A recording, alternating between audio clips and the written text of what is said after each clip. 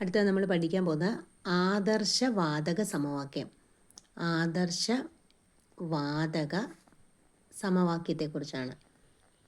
എന്ന് പറഞ്ഞാൽ ideal gas equation എന്ന് പറയും. ഐഡിയൽ ഗ്യാസ് ഇക്വേഷൻ, ആദർശവാതക സമവാക്യം എന്ന് പറഞ്ഞാൽ ഐഡിയൽ ഗ്യാസ് ഇക്വേഷൻ എന്ന് പറഞ്ഞാൽ PV = nRT എന്നാണ് ഐഡിയൽ ഗ്യാസ് ഇക്വേഷൻ. P എന്ന് പറഞ്ഞാൽ പ്രഷർ, മർദ്ദം, V വോളിയം,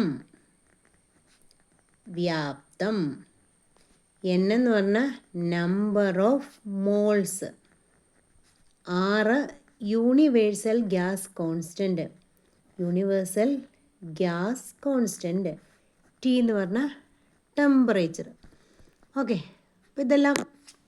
ഇനി ഇവിടെ നമുക്ക് PV = ഈ നമ്പർ ഓഫ് മോൾസിനെ തന്മാത്രകളുടെ എണ്ണം, മോളിക്യൂൾസ് ബൈ അവഗാഡ്രോ നമ്പർ എന്ന് എഴുതാം, R/T.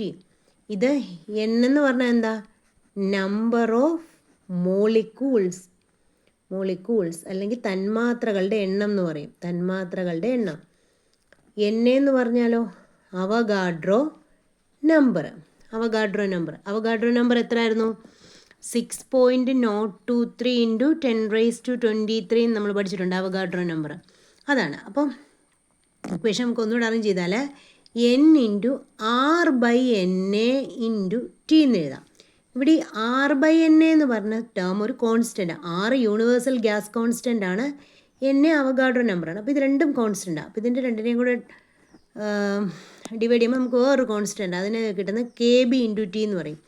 ഈ KB എന്ന് പറഞ്ഞാൽ ഇവിടെ നമുക്ക് കിട്ടുന്നത് എന്താ? PV = N × KB × T എന്ന് കിട്ടും. ഓക്കെ, ഈ KB എന്ന് പറഞ്ഞാൽ ഇതിൻ്റെ പേര് ബോൾസ്മാൻസ് കോൺസ്റ്റൻ്റ് എന്നാണ്.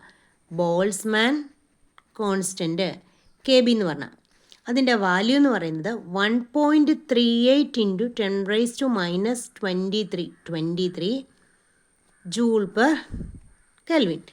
KBയുടെ വാല്യൂ എന്ന് പറയുന്നത് ഇത് കോൺസ്റ്റൻ്റ് ആണ്, 1.38. KB കിട്ടുന്ന R യൂണിവേഴ്സൽ ഗ്യാസ് കോൺസ്റ്റൻറ്റിനെ അവഗാഡ്രോ നമ്പറും കൊണ്ട് ഗുണിക്കുമ്പോഴാണ് നമുക്ക്. അപ്പം ദാറ്റ് ഈസ് R എന്ന് പറയുന്നത് എന്താ? 8.314 J/mol/Kelvin. അതിനെ ഈ Rനെ അവഗാഡ്രോ നമ്പർ 6.023 × 10⁻23 R 8.314 J/mol/Kelvin എന്നെയും കൊണ്ട് 6.023 × 10⁻23 കൊണ്ട് ഡിവൈഡ് ചെയ്യുമ്പോൾ നമുക്ക് കിട്ടുന്ന ഒരു കോൺസ്റ്റൻ്റ് ആണ് KB, ബോൾസ്മാൻസ് കോൺസ്റ്റൻറ്റിൻ്റെ വാല്യൂ 1.38 × 10⁻23 J/Kelvin ആയിരിക്കും. ഓക്കെ, ഇതാണ് ഒരു അപ്പോൾ ആദർശവാത സമവാക്യത്തെ നമുക്ക് എങ്ങനെ എഴുതാം? PV = nRT = NKBT. ഇതാണ് ഒരു ആദർശവാതക സമവാക്യം. ഓക്കെ.